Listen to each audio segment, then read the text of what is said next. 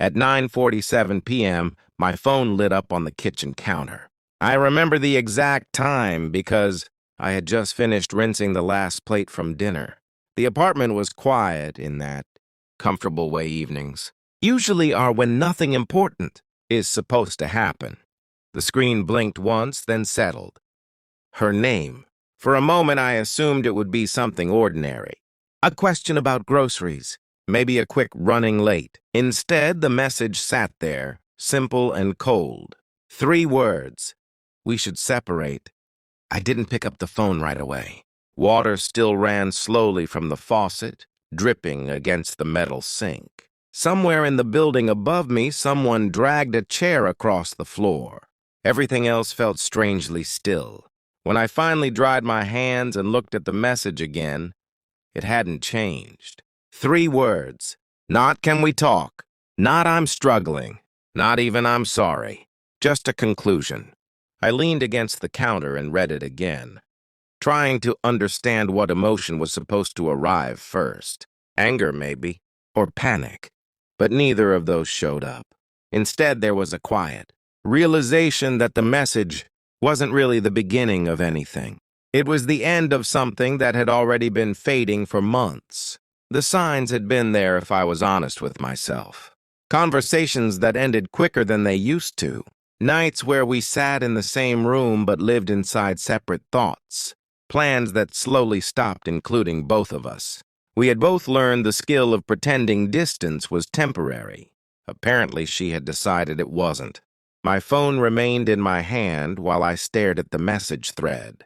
The little blinking cursor waited in the reply box. There were 100 possible responses. Why? Are you serious? After everything? Each one appeared in my mind for a second before dissolving again.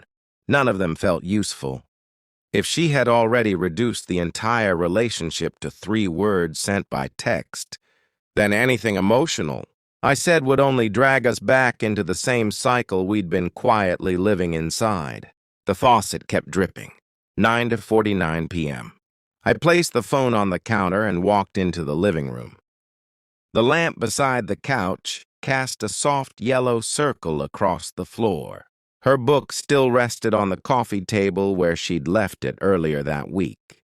I sat down but didn't open it. Part of me wondered if she was sitting somewhere right now, staring at her phone and waiting for the explosion. Maybe she expected questions, maybe anger, maybe a long message about how unfair it all felt. Instead, the apartment stayed quiet. By 9:52 p.m., I walked back into the kitchen and picked up the phone again.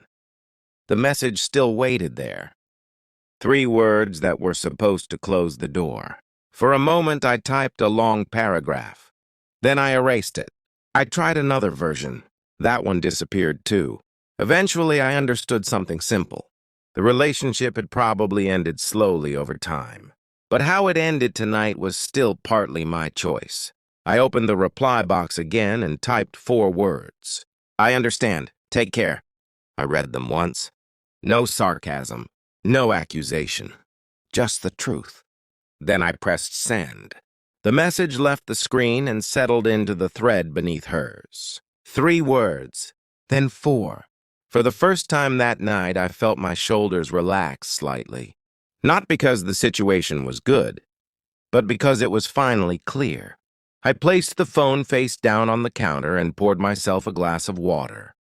Across the room, the clock on the oven changed to 9:55. For a few minutes, nothing happened. The quiet inside the apartment felt different now, less tense somehow. Then the phone buzzed again. I didn't rush to grab it. When I finally turned it over, a new message from her had appeared. Wait, what?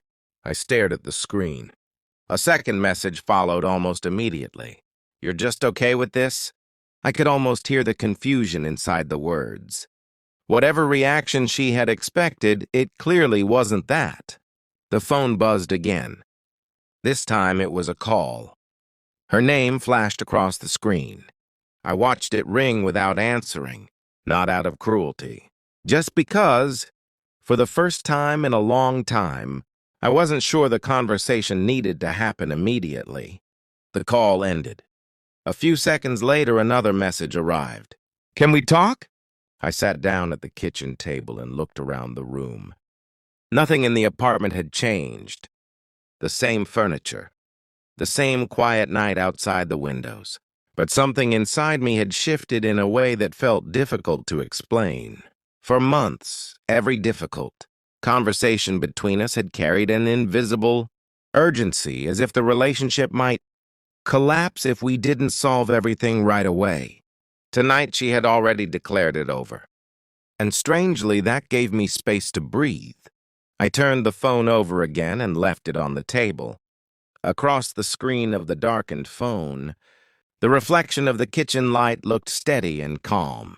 At 9:47 p.m., she had sent 3 words that ended everything.